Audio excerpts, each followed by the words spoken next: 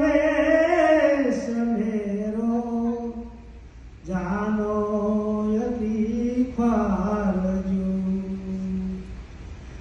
એ પાય કે શ્રી કૃષ્ણ પિયા और से जो जिया સહજાનંદ સ્વામી મહારાજ.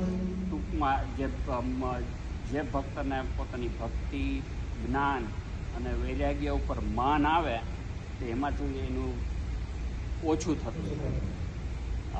અને એમાં બહુ સરસ ઉદાહરણ આપ્યું કે સોનું હોય એમાં થોડુંક ભેગ તાંબુ આવે તો 15 આની થઈ જાય, પછી એમથી વધારે થાય તો 12 આની, એમથી વધારે થાય તો 8 આની થાય. એમ જે આજે એટલે આત્મનિષ્ઠ થવાનું અને મહાત્મ્ય સમજાવવાનું. આપણે નિષ્ઠા તો બધાયને છે પણ આપણને મહાત્મ્ય નથી. એનો સાદો સિમ્પલ ઉદાહરણ એ છે કે આપણે વર્ષોથી સરગવાની સિંગ ખાતા એવા છે, હળદર બધામાં ખાય છે, પણ અહીંયા કોસ્કોમાં મોરિંગા લીવ્સની દવા આવી ત્યારે આપણને મહાત્મા આવ્યું. અત્યાર સુધી નિષ્ઠા હતી પણ આ બોટલ જોઈએ પૈસા આપવા પડે $30 ત્યારે મહાત્મા આવ્યું. એટલે એ મહાત્મા લાવવાની જરૂર છે. શું કહે છે મહારાજ કે ભાઈ કીધું રાવ સાહેબ કે 4 પ્રકારના ભક્તો એ આપણે ગયા વખતે વાત કરીએ ગીતામાં કીધું એ ચેપ્ટર 7 16 વર્ષ એમાં જ્ઞાનીને શ્રેષ્ઠ કીધું. ત્યાર પછી જે જ્ઞાન, વૈરાગ્ય અને ભક્તિ એના માને કરીને જો આપણે સત્સંગ કરીએ તો એ કેવો ગણાય? પેલો ભેળ ભળી ગયો ને હોનામાં માન રાખે તો એ માન છે એને ડાયલ્યુટ કરી દે છે. તો માનને ભગવાન સ્વામીએ કેમ ટાળવું? How you can dissolve the maan? How you dissolve the ego? ઈગોને કેમ ડિઝોલ્વ કરવો? તો આપણે જે મહારાજે શું કીધું કે ઈગોને ડિઝોલ્વ કરવા માટે શું કીધું મહારાજે? ચોખ્ખી વાત કરી કે જે ભગવાનનો ભક્ત હોય, એકાંતિક ભક્ત હોય, એને નમસ્કાર કરવા, એની સેવા કરવી, એનાથી માન કહેવાય. એનાથી માન કહેવાય. બાકી કોઈ ઉપાય નથી એનું માન કહેવાનું. બાકી તો માન વધે. આપણે કંઈ સેવા કરતા હોય, આપણી પાસે જ્ઞાન હોય, આપણી પાસે ભક્તિ હોય, એનું જો આપણે માન લઈ તો આપણે ગયા નથી. આપણે સેવા કરવી હોય તો નિષ્કામ સેવા કરવી. કોઈ મને આમ કહેશે, કોઈ મને આમ કહેશે, એની કોઈ જરૂર નથી. એ કરો તો એ તમારી સેવા પણ નિષ્ફળ નથી. નિષ્ફળ નથી, નિષ્ફળ. તો અને બીજું શું કીધું મહારાજે કે ઈષ્ટદેવનું બળ વિના, ભગવાનના બળ વિના કોઈ વસ્તુ પ્રાપ્ત થતી નથી. અને ભગવાનની સ્વરૂપ નિષ્ઠા હોવી જોઈએ. એ મહારાજ હંમેશા વાત કરે છે. એ સ્વરૂપ નિષ્ઠા કઈ? તો કે આ મહારાજ અહીં બેઠા છે અને જે અક્ષરધામમાં જે મહારાજ બેઠા છે એ બે એક છે. એ થઈ જવું જોઈએ. આ ઈ શાસ્ત્રીજી મહારાજ હંમેશા કહેતા આ ઈ થઈ જવું જોઈએ. એ થઈ ગયું એટલે આપણું કામ થઈ ગયું. પ્રત્યક્ષ છે એ જ પરોક્ષ છે. પછી એમાં કોઈ ફેરફાર ન હોય. પછી આપણે એમ કહીએ કે આ શ્રી કૃષ્ણ ભગવાન બધું તો એ શ્રી કૃષ્ણ એ જ જે ઓરિજિનલ નારાયણ છે એ થઈ જવું જોઈએ. એક થઈ જવું જોઈએ. નહીંતર પછી બરોબર ન થાય. અને બીજું એ કીધું કે ઈગો. હવે આપણે માનનું કરીએ તો માન શું છે? Maan is ego, right? Maan is ego is made up of 3 things, 3 components. અને એ આપણી પર્સનાલિટી બનાવે. They makes our personality. આપણું ચારિત્ર બતાવે. બરાબર? એટલે એમાં ego is id, ego and super ego. Id means intellectual આપણી ડિઝાયર.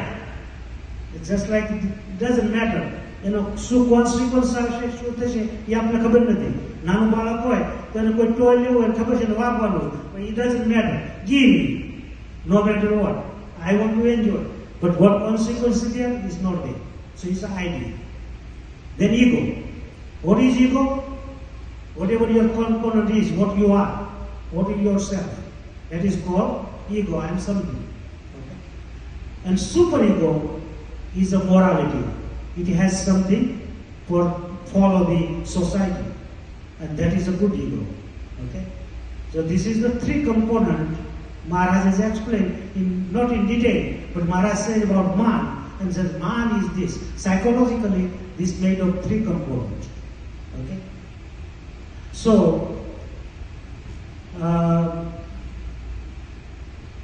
હવે આ સુપર ઈગો કેળવવો હોય તો આપણે શું કરવું જોઈએ?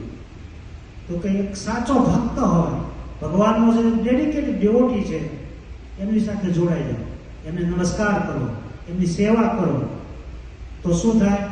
મન શુદ્ધ થાય.